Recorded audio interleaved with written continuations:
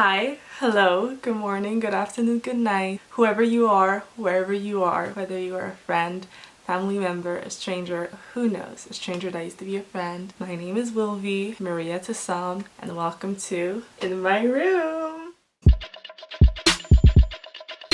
Hi guys! Finally! An episode. I think the last episode I filmed was last year, at the end of last year. We are now in August of 2025.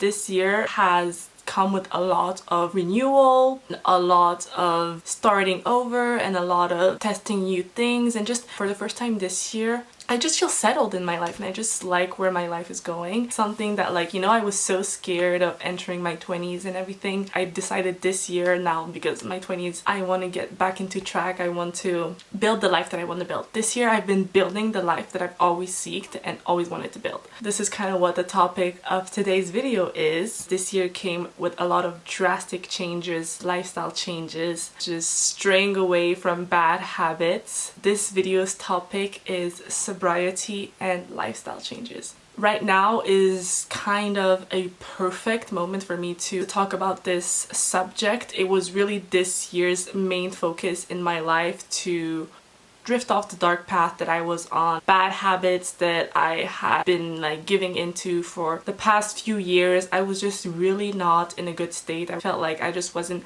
surrounded by the right people. I dealt with a lot. Yeah, last year was one of my craziest years. So I was like, I cannot keep on living like that. And I was just like, yeah, I need to get my life back together. It came with a lot of failing. It came with a lot of trying. And I am still nowhere to being perfect. I am still learning, but you learn all your life. My whole life I'm going to be learning. My whole life I'm going to be failing. I'm just taking it as it goes, but I've seen so much growth in myself, and also my friends tell me they've seen so much growth in me. So with sobriety and lifestyle changes, I think we kind of have to go through a timeline a little bit of my life to explain why am I touching on this topic and why it's so important for me to touch this topic. There's two parts. I'm going to talk about first the sobriety part, the bad path that I was on, the dark path that I was on, and then the lifestyle changes, the switch and wanting to build a new lifestyle. With sobriety, I'm first going to talk about my exposure to toxins at a very young age. I started partying very early. I started partying at the age of 13, I would say. You know, with partying comes smoking, it comes drinking, it comes being exposed to toxins, things that are not quite good for your body for the temporary pleasure of the setting of the party. You're entering your teen years, you want to experience things, you want to feel new things, you want to rebel. So at first being like, okay, with friends would gather at little small parties, do what the adults were doing, drink, smoke and all that, even though we were babies. You know, you want to fit in, and you know how there's parties when you're a teenager and it's kind of a big thing if you're not invited. It's kind of just it's these moments that you talk about at school and everybody wants to feel included in, and the memories you make. I was just like, yeah, I need to be at every party because that's how I know the latest drama, that's how I'm gonna make friends, that's how my friends are gonna like me. So I was just doing what everybody around me was doing without questioning if it was really what I wanted to do. At that age, you don't really think. There's no really a brain cells clocking in to see, do I actually like drinking this much, getting blackout drunk and not remember anything? Do I actually like smoking? No, you don't really question. You're just like, oh, that's a cool girl thing. That's a cool people thing. So let me do that. From 13 to 14, I did party, but not that much. From 15 to 16, I started partying a lot every weekend and something like that. So ingesting toxins quickly turned from recreational to a sort of escapism.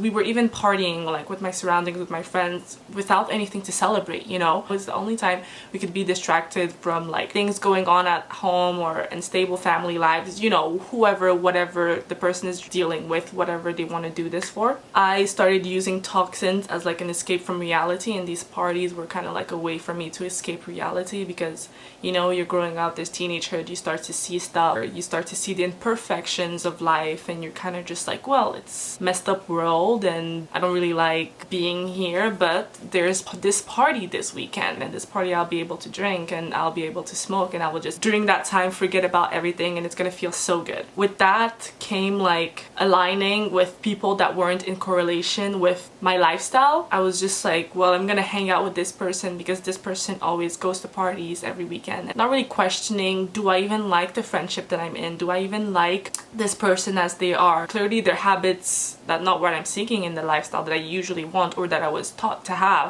but I'm just gonna stick with that person because we can go to parties together and have fun and forget about life. I was kind of just losing and gaining friends. Like I wasn't really being selective with the people that I was friends with. Literally started meeting people and hanging out with people that we had genuinely no similar interest in life beside the fact that we would share like a joint. I kind of just didn't really care. I was just like, well, it benefits me. For that brief moment I feel good, so I don't really care about the consequences to that. Quickly escalates. It never stays on one path. You meet those people know other people that know other people that just take harder drugs. For me, it first started with drinking, and then from drinking at parties it started with like smoking cigarettes to smoking weed.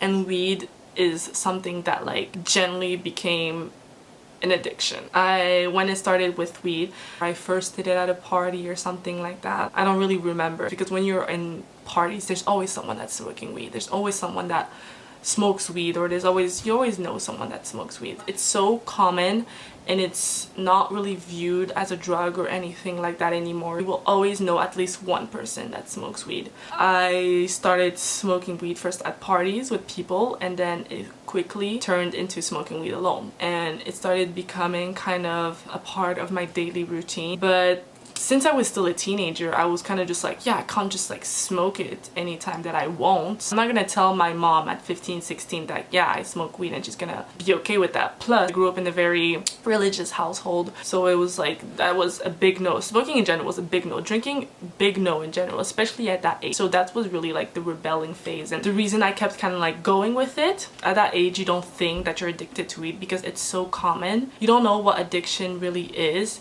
till you try to stop. And because I wasn't trying to stop, or I wasn't thinking I was gonna stop anytime soon, I generally didn't think I was addicted. Telling myself, oh, it feels good to smoke weed every night. Oh, it's normal that I cannot go to sleep without weed. All of my friends around me do the same thing. It's okay, like it's casual, it's nothing great. I kind of started to think it was becoming an issue when my weed would finish. First thing was just like, what am I gonna do? How am I gonna fall asleep? I started to tell myself, okay, maybe it's a little issue. Maybe I'm a bit reliant on it, but it's nothing. Yeah, I started to see a sort of issue when overwhelming emotions because I hadn't smoked in a couple of days. But then I was like, oh, then to fix that issue I just need to find a way to find more weed. Like, I knew what I was doing wasn't good. The fact that I was also, every time that I smoked, I needed to hide. I didn't want my family to know. I didn't want really I had other friends too that didn't really smoke. I didn't want them to know. I was constantly telling people that I was gonna quit, but I wasn't even trying to quit. I wasn't really putting the effort. I would just tell people. This kind of like saying that I was gonna do something but not really doing it, or not even actively seeking to do it, that kind of started affecting relationships, because people wanted to like help me. Clearly could see that there was like an issue, and it really shows when you're someone that takes any type of drugs. I was being very different. I wasn't the person that I really was. That was kind of like the clique for me to actually like, you know, try to quit. I would do things like quit for a couple of months, but then quickly fall back at the next party that I would go to and someone would have weed, or like whenever someone would mention weed, I would just be like, oh, I would tell myself in my head, well, I'm supposed to be quitting, but this person doesn't know me and they don't know that I'm supposed to be quitting, so if I smoke with them, it's nothing. If I just take a couple of hits, it's fine. And there was a moment, I think, when I was entering superior studies. I had just like graduated high school, but I think the moment that I took a really big break was from the middle of my last year of high school till like the third, fourth, or fifth month of my first year of superior studies. That was like the longest time I had gone since I had started smoking weed without weed. Also just because I wasn't exposing myself to people that smoke weed, and I stopped hanging out with these people. I kind of just cut ties with those because I switched high school and met new friends, I met new people. So I think it was just a little easier because there was less temptation around me, but I knew deep down that if I got exposed to it again, if I became friends with these type of people again, that I knew that I would fall back. I knew that I wasn't like fully strong yet. So kind of was telling myself, oh well, once I'm older, fully an adult, and I'm in charge of my consequences, I could just buy some weed sometime and smoke it at night. It was still in my head that like it's not fully gone from my life. It also came with also trying to find healthier alternatives to get high. I think for a moment I got really addicted to like smoking, what's it called? Nicotine bars with like a very high percentage, and sometimes you would take a puff of that and you would literally feel high. And I switched to that alternative for a little bit and I got super, and I mean super addicted to like e-cigarettes. Like, nicotine is way more addictive. Like, and the withdrawals that came from nicotine were horrible.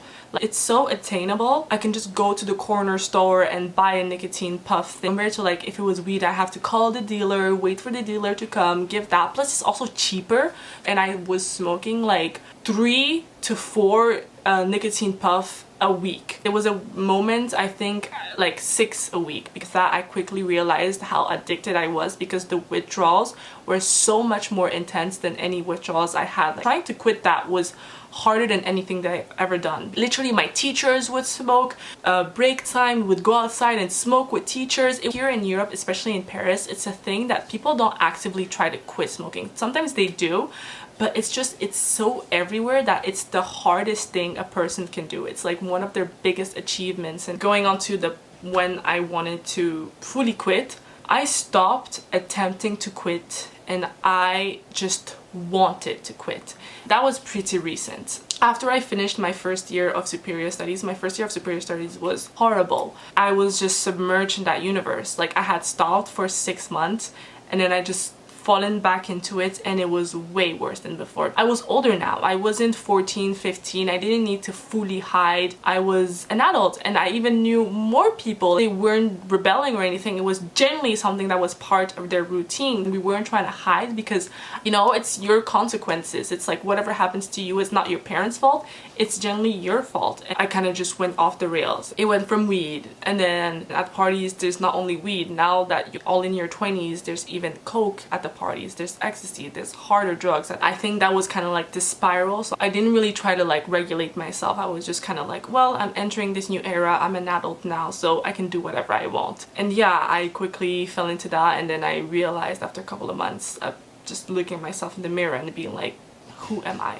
I genuinely didn't know who I was anymore, because I was constantly high. I was never sober. I stopped everything. I stopped hanging out with my true friends. I was just hanging out with these people that I didn't really know and didn't really know me either. That, like the same thing I had when I was 15, like bad fréquentation, but just times 20. Because, you know, anybody that does drugs, anybody that recognizes themselves in my words, when you are someone that consumes, you are around people that you generally don't know. You don't really care, number one, because you're high and you're not in your right state. You don't have the, you know, that sensor of like stranger danger. You don't care, and you start to think that you know that person, but the conversations that you're having are meaningless, are not conversations that go really anywhere. You don't share any similar interests, you don't share any similarity. Maybe you just share traumas, but that's it. The main reason you bond with someone shouldn't be because you share the same traumas. I think that lasted 6 months of like constant partying, constant drinking, constant smoking, constant taking whatever I could take. I started having like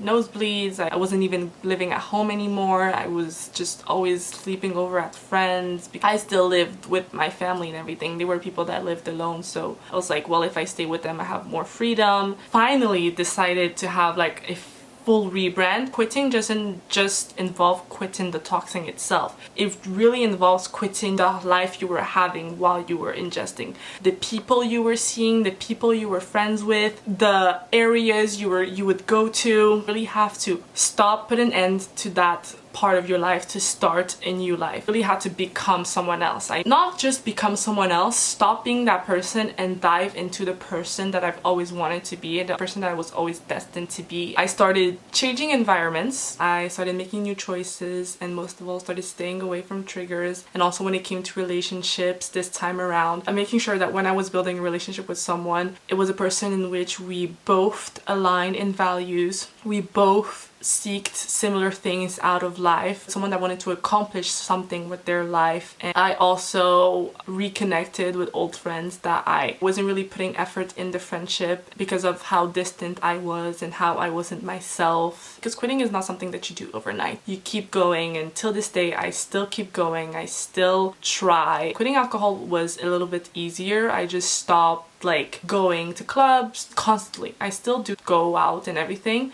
just really in moderation. Now it's not every weekend, it's every once a month, unless it's really the vibe to drink, and then I'll take a little soda instead. Smoking weed I completely stopped because I just told myself to stop buying it. Since I stopped being around people that smoke it, there's no way for me to get it like free. If I want to smoke weed then I have to buy it. It's been over 4 months that I haven't bought weed. I'm really proud of myself for that. And I had a lot of opportunities where I could have bought. I had the money, I was alone, I didn't need to hide from anybody, but I still told myself no, which is such a milestone for me, because even last year me is like, who are you? I know that deep down her inner self is so incredibly proud of where we are. Yeah, with smoking it's really not the easiest, since Paris, a city where everybody smokes, but I'm less easily tempted, and I kind of just have that thought in my head. If I wasn't around the smoke then I wouldn't be thinking about it, because I generally am not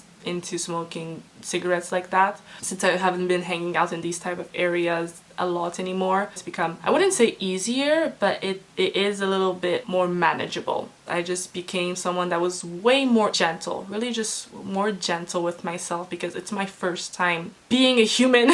Tactic that I established to be easier to myself is kind of to just talk to myself like if I was talking to little me, because I know little me wouldn't be okay with me doing these stuff. Little me would want me to accomplish my goals, so she has so many goals she wants to accomplish. She has a specific lifestyle she wants to have. I don't want to deceive her. I don't care about anybody around me, whether it be family or friends. The person that I do not want to deceive is myself. Yeah, I also started picking up new hobbies like sports. Recently have been doing a lot of Pilates. It was a challenge. Pilates is a challenge and everything, but I tried it out. I like the challenge, you know. It's really, you have to push yourself. It's really endurance. It's really a reconnection with yourself and your body, and aligning your thoughts with your body. I also got into running. Running is also really great for the mental. I love doing any sports that like not only pushes your body but pushes your mentality, pushes your intellectual. Program yourself to have good thoughts, to tell yourself that you can keep going, to run just 1 little minute. Even if you're super tired, then listen to your body. When you genuinely cannot stop going, then you stop it. These new hobbies are kind of a way for me to find new things and healthier things to be like addicted to. Someone that deals with addiction is someone that has an addictive personality, or someone that has addictive tendencies. You want something that you can do all over again, that kind of just lets you escape from reality again. Escaping from reality is not the bad thing. It's what you do to escape to reality that's the bad thing. When you really put your focus on something, all the noise around you really blocks. That's the thing with like people that say, oh, you're so talented in this. Like, talent is just a pursued interest. Anybody can be talented. It didn't come to me naturally to do this YouTube videos. It came with trial and error and learning new stuff and hours of editing and putting things aside. It's not linear. Nothing in life is linear. You just have to keep going. That's also what I told myself when I started this new journey, is to just keep going. I can allow myself to fail. I can allow myself to fall down. I can allow myself to cry. I can allow myself to feel bad. What is the main rule of this journey? The main goal is to just not stop. With that came commitment and sacrifices. I had to first take baby steps. Addiction is truly a battle that I'm going to fight my whole life. Maybe it's super good for me right now because everything has been so good in my life, but maybe 2 years down the line I will fall back into a really bad habit or be surrounded by bad people again. But I really just have to give myself grace, give myself time, give myself space, and really just compassion and also mercy. I remind myself that I'm still that 9-year-old, 8-year-old kid that had so many interests and so many goals and so many dreams. Now that I am the adult, I need to show up for that little girl that's still in me. I'm still the little me. I'm not even only talking about myself, I'm really talking about anybody that sees themselves in my words. And if you're thinking of quitting, if you're thinking of putting these things to the side, really just start with first alternatives. With weed, I started smoking CBD. When I smoked weed, it was to get high, but with CBD I didn't get high, but at least I still got that feeling. Since I wasn't getting high, it didn't really bring me pleasure anymore. So another thing that I did with weed was maybe not smoking the whole joint. Like, I'm someone that gets high really fast. Like, after a couple of hits I would get high, so I would just not finish the whole thing, and then I would throw the rest in like the toilets or throw it away where I couldn't get it again. I finished my weed quicker, and then when I first finished my weed, I told myself I wasn't gonna buy it. And with nicotine puffs, how I first started to stop puffs but with no nicotine, it wasn't giving me that buzz anymore, so I didn't find any pleasure in that anymore, so I started throwing that away.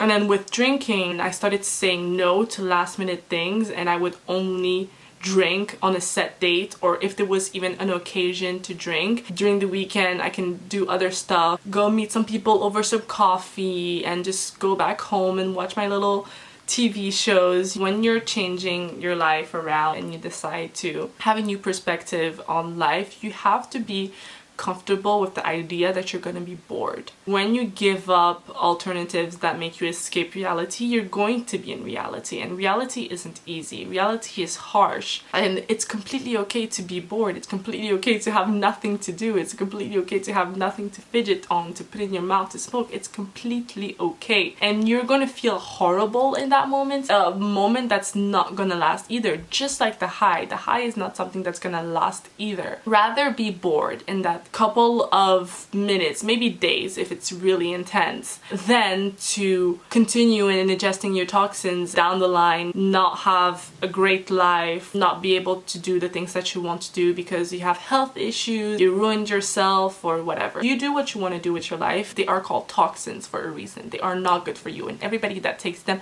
knows that they're not good for them. That's your choice to make. If you want to keep doing that and you want to keep going on about that with your life, then I'm not the person that's going to make you quit.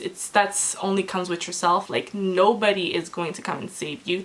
You have to save yourself, and if you have a goal that you want to reach, you are going to bring yourself there. No one. It's only you against the world. Nobody else that will experience the life you are experiencing, the emotions you are having. It takes a lot of discipline. You will only have great outcomes in life with sacrifices. When you're dealing with quitting, when you're dealing with addiction, every day, every hour, every minute, every second is an accomplishment. You know, I might be making this podcast, but then somebody that sees this podcast and then sees me at a party and I'm completely arraché, which I hope doesn't happen, but I don't know where life is gonna go. All that matters is I am making this podcast because I've gone through many months trying to fight. Trying is literally more important than succeeding. If I don't try it, then I will feel more sad with myself than not doing anything. You wouldn't be walking right now if you didn't try to walk when you were, I don't know, 1, 2, couple of months, years old. You wouldn't know how to do anything if you didn't try it for the first time. Discipline comes after. Once you've established the routine and once you figured out that you can actually do this thing, that's when I started applying the discipline. The journey is more important than the destination. These are all quotes that you've probably heard everywhere. They are real, you know? Maybe it's not exactly applicable to you. Everybody that has either reached their goal or actively trying to reach their goal, you will hear the same sentences coming out of their mouth. Maybe we're not the same race, maybe we're not the same gender, but one thing that we do share is that we are humans. We both have a heart, we both have a brain, have emotions, most likely if you're not a psychopath. We might not have family history in common. We might not be raised the same way. All experience stuff, maybe in different fonts, but it's a universal experience. This is why I feel like I am right to make this video, because I know somewhere out there there's someone that is struggling with addiction that might have clicked on this video and will relate to my words, because what I'm saying I know is completely right. I've met other people that have dealt with addiction. Addiction is such a big disease that is ignored, because it's really a thing that you are going to be the reason you get out of it. The first step of solving a problem is acknowledging that problem. If you two are struggling with addiction, whether it may be drugs, alcohol, binge eating, whatever you keep doing over and over and over again, but you know that deep down it's not good for you, if you know that what you're doing to your body is not good and that you're impacting your body in a negative way, you can seek help. Nobody is going to shame you. Nobody is going to stop loving you. You're not going to be weak. You're going to be you minus that problem. I encourage you to seek help, and I encourage you to reach out to someone, to talk about it to someone. I love you. I'm always open to talk about anything. This is the end of today's episode. I hope that whoever you are listening to this recognize yourself in my words. I am always here. I will put my Instagram down low, even though I told myself I'm gonna be a bit more low-key. I love human interaction, so I would love to talk to you. I would love to know about your story. I'm gonna stop my rambling here. I have so much to edit. I love you so much, whoever you are watching this, if you watched this till the end, and see you next episode.